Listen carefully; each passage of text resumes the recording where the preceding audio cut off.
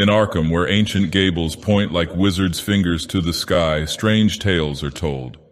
But then, strange tales are always current in Arkham. There is a tale for every rotting ruin, a story for every little corpse-eye window that stares out at the sea when the fog comes up. Here fantastic fancy seems to flourish, nourished at the shriveled witch-paps of the town itself, sucking the graveyards dry of legend and draining at the dark dugs of superstition.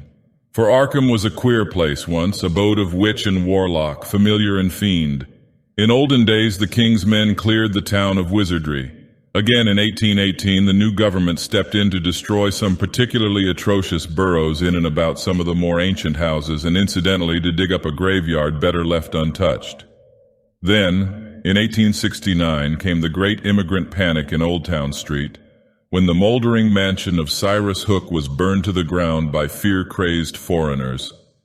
Even since then there have been scares.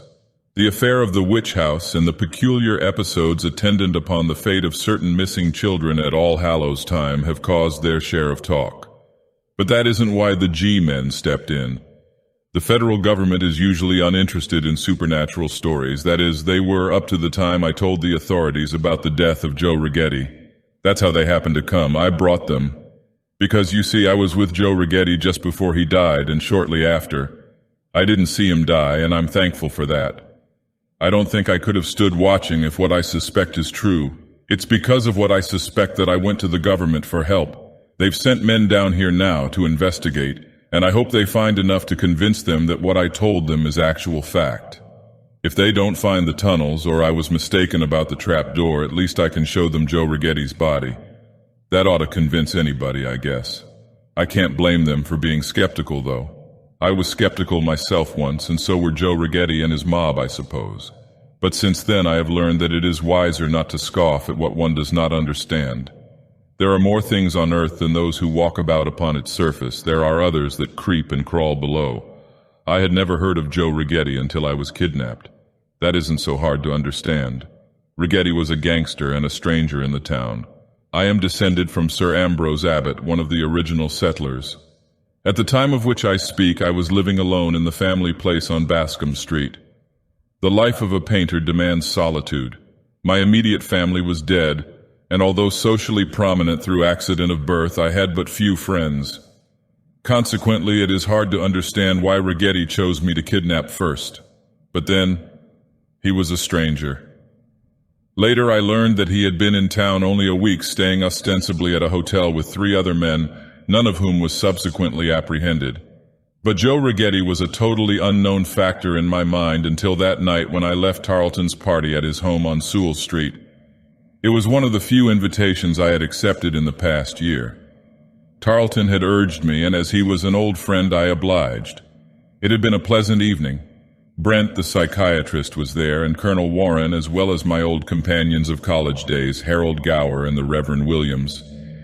After a pleasant enough evening, I left, planning to walk home as I usually did by choice. It was a lovely evening, with a dead moon wrapped in a shroud of clouds riding the purple sky. The old houses looked like silver palaces in the mystic moonlight, deserted palaces in a land where all but memories are dead.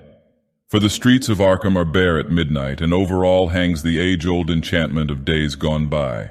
Trees tossed their twisted tops to the sky and stood like furtive conspirators in little groups together, while the wind whispered its plots through their branches. It was a night to inspire the fabulous thought and imaginative morbidities I loved so well. I walked slowly, contentedly, my thoughts free and far away. I never saw the car following me or the man lurking ahead in the gloom. I strolled past the great tree in front of the Carter house, and then, without warning, balls of fire burst within my head and I plunged unconscious into waiting arms. When I recovered, I was already there in the cellar, lying on a bench. It was a large cellar, an old cellar. Wherever I looked, there was stone and cobwebs. Behind me lay the stairs down which I had been carried. To the left was a little room like a fruit cellar. Far down the stone wall to the right I could discern the looming outlines of a coal pile, though furnace there was none. Directly in the space before me was a table and 2 chairs. The table was occupied by an oil lamp and a pack of cards in solitaire formation. The chairs were likewise occupied by 2 men, my captors. One of them, a big red-faced man with the neck of a hog, was speaking. "Yeah, Righetti, we got him easy. We follow him like you say from house and grab him in front of tree. Right away come here, nobody saw nothing." "Where's Slim and the Greek?" asked the man who was playing solitaire, looking up. He was short, slim, and sallow. His hair was dark, his complexion swarthy. Italian, I decided, probably the leader. I realized, of course, that I had been kidnapped. Where I was, or who my captors were, I could not say. My throbbing head cleared, and I had enough sense not to bluster or start trouble. These weren't local men, not with those clothes, and there was an ominous bulge in the dark man's coat pocket. I decided to play possum and await developments. The hog-necked man was replying to the other's question. "I tell Slim and Greek to go back to hotel with car," he said. "Just like you say, boss." "Good work, Polak," said the other, lighting a cigar. "I do my best for you, Joe Righetti," said the big man in his broken dialect. "Yeah, sure, I know you do," the swarthy Righetti replied. "Just keep it up and we're going to be all set, see? Once I put the snatch on a few more of these birds, we'll clean up.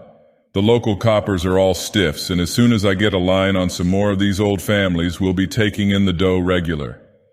"I beg your pardon," I said. "Oh, awake, eh?"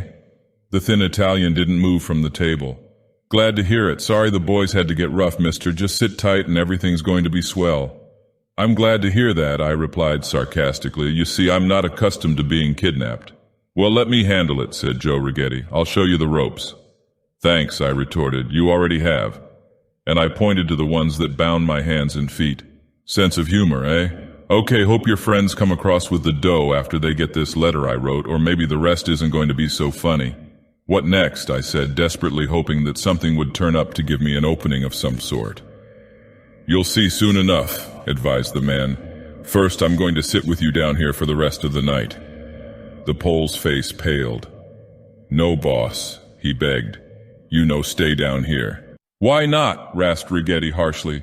"What's the matter with you, Polak, turning yellow on me, eh?" "I'm not," whined the man. "But you know what happened has here before, boss. How they find Tony Filippo's leg lying on floor with no body left. Lay off the bedtime stories," Righetti chuckled. "You yokels make me sick with that stuff. But that's true, boss. They never was for to find any more of old Tony Filippo, just his leg on cellar floor. Dot why his mob go away so quick. They no want for to die, too." "What do you mean, die?" snarled Righetti testily. The Pole's face paled and his voice sank to a hushed whisper that blended with the cellar's darkness. A shadow voice in a shadow world. "Dot what everyone say, boss. Dot house is witched, like haunted one, maybe. Nobody put Tony Filippo on spot. Dot feller, he too damn smart guy. But he sit all alone here one night and something come up from earth and swallow him, all but leg." "Will you shut up?" Righetti cut in. "That's a lot of hooey. Some wise guy put the heat on Filippo and got rid of the body. Only his leg was left to scare off the rest of his mob. Are you trying to tell me a ghost killed him, sap?" "Yeah, sure," insisted the Pole. "No man killed Tony, not like you say anyhow. Fine leg all right, but all over is lot blood on floor and little pieces skin. No feller kill man like Dot, only spirit. Vampire, maybe." "Nuts." Righetti was scornfully biting his cigar. "Maybe so, but look, here is blood." And the Pole pointed a stubby finger at the floor and cellar wall to the left. Righetti followed it with his gaze. There was blood, all right, great rusty blobs of blood spattered all over the floor and wall like the pigments on the palette of a mad painter. "No man kill otter feller like Dot," the Pole muttered. "Not even axe makes such mess. And you know what fellers they say about Filippo's leg? Was all full of tooth marks." "Right," mused the other thoughtfully. "And the rest of his gang did get out of here pretty fast after it happened. Didn't try to hide the body or do anything about it." He frowned. "But that doesn't prove any baloney about ghosts or vampires. You've been reading too many bum magazines lately, Polak." He laughed. "What about Iron Door?" grumbled the Pole accusingly, his red face flushing. "What about Iron Door back of Coal and Coal Pile, huh? You know what fellers down by Black Jim's place say about house with iron door and cellar?" "Yeah," Righetti's face clouded. "You no look by Iron Door yet, boss," the man continued. "Maybe you find something behind door yet, like fellers say. Dot where ting dot got Filippo came from. Dot where it hide. Police they not find door either when they come. Just find leg and blood and shut up house. But fellers know, they tell me plenty about house with iron door and cellar. Say it bad place from old days when witch fellers live here. It lead to hill back of house. Cemetery, maybe. Perhaps that's why nobody live here so long, afraid of what hides on other side of door, what come out and kill Tony Filippo. I know about house with iron door and cellar, all right. I knew about the house, too. So that's where I was at, in the old Chambers house on Pringle Street. Many a story I've heard from the old folks when I was a boy about the old man, Ezekiel Chambers, whose wizard tricks bequeathed him such an unsavory reputation in colonial days. I knew about Jonathan Dark, the other owner, who had been tried for smuggling just before the terrible days of 1818, and the abhorrent practice of grave robbing he had been said to pursue in the ancient cemetery directly behind the house on the hill. Purposefully, I edged my chair closer to the table and, if I could get a piece of that glass in my hands. As I moved, I strained my ears once more to make sure that any noise made by the chair would be inaudible to Righetti, waiting outside. There was no sound from the chair as I reached the table, and I sighed with relief as I maneuvered my pinioned hands until they grasped a piece of glass firmly. Then I began to rub it against the edge of the rope which bound them. It was slow work. Minutes ticked away into hours, and still no sound from outside, save a muffled series of snores. Righetti had fallen asleep over his cards. Good. Now if I could get my wrists free and work on my feet, I would be able to make it. My right hand was loose at last, though my wrist was damp with mingled sweat and blood. Cutting away from behind was not a precise, calculated sort of job. Quickly I finished the work on my left, then rubbed my swollen fingers and bent over to saw at the ropes on my legs. Then I heard the sound. It was the grating of rusty hinges. Anyone who has lived in archaic houses all his life learns to recognize the peculiar, eerie clang. Rusty hinges grating from the cellar beyond. From an iron door, a scuffling sound among the coal. The iron door is concealed by the coal pile. Filippo only stayed down here one night. All they found was his leg. Jonathan Dark babbling on his deathbed. The door locked from the other side. Tunnels to the graveyard. What lurks in graveyards, ancient and unseen, then creeps from crypts to feast? A scream rose in my throat, but I choked it back. Righetti still snored.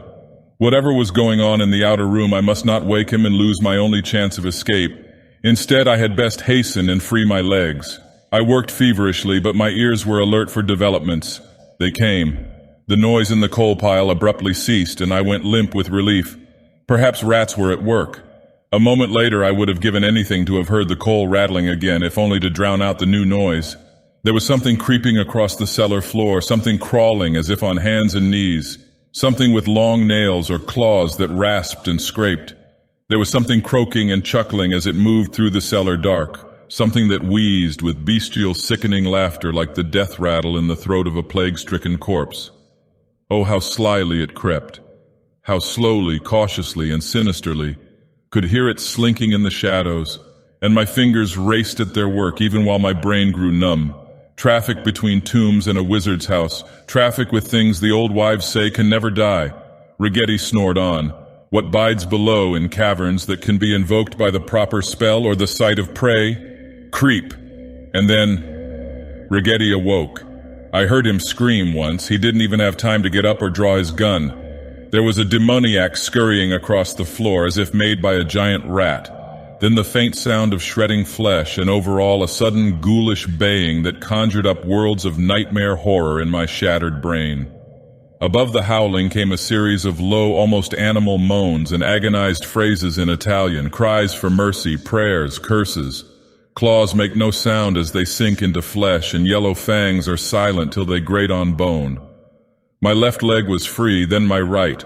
Now I slashed the rope around my waist. Suppose it came in here. They baying ceased, but the silence was haggard with horror. There are some banquets without toasts. And now once again moans. My spine shivered. All around me the shadows grinned, for outside was revelry as in the olden days. Revelry, and a thing that moaned and moaned and moaned. Then I was loose. As the moaning died away in the darkness, I cut the final strands of rope that bound me to my chair. I did not leave at once, for there were still sounds in the other room which I did not like. Sounds which caused my soul to shrivel and my sanity to succumb before a nameless dread. I heard that pawing and padding rustle along the floor. and after the shrieking had ceased, a worse noise took its place, a burbling noise, as if someone or something was sucking marrow from a bone, and the terrible clicking sound, the feeding sound of gigantic teeth. Yes, I waited until the crunching had mercifully ceased, and then waited on until the rustling slithered back into the cellar and disappeared. When I heard the brazen clang of a rusty door grate in the distance, I felt safe. It was then that I left at last, passing through the now deserted cellar, up the stairs and our unguarded doors into the silver security of a moonlit night. It was very good to see the streetlights again and hear the trolleys rumble from afar. My taxi took me to the precinct station, and after I had told my story, the police did the rest. I told my story, but I did not mention the iron door against the hillside, that I saved for the ears of the government men. Now they can do what they like about it, since I am far away. For I did not want anybody prying around too closely to that door while I remained in the city, because even now I dare not say what might lurk behind it. The hillside leads to the graveyard, and the graveyard to places far beneath. And in olden days there was a curious traffic betwixt tomb and tunnel and a wizard's house. Traffic not confined to men alone. I'm pretty positive about all this too. Not alone from the disappearance of the Filippo gang or the wildly whispered tales of the foreign men. Not alone from these, but from a much more concrete and ghastly proof. It is a proof I don't care to speak about even today. A proof that the police know, but which is fortunately deleted from newspaper accounts of the tragedy. What men will find behind that iron door I will not venture to say, but I think I know why only Filippo's leg was found before. I did not look at the iron door before I left the house, but I did see something else in the cellar as I passed through to the stairs. That is why I ran frantically up the steps. That is why I went to the government. And that is why I never want to go back to witch-haunted, age-accursed Arkham. I found proof. Because when I went out, I saw Joe Righetti sitting in his chair by the table in the cellar. The lamp was on, and I'm quite sure I saw no footprints. I'm glad of that. But I did see Joe Righetti sitting in his chair, and then I knew the meaning of the screams and the crunching and the padding sound. Joe Righetti sitting in his chair in the cellar lamplight with his naked body chewed entirely to ribbons by gigantic and unhuman teeth.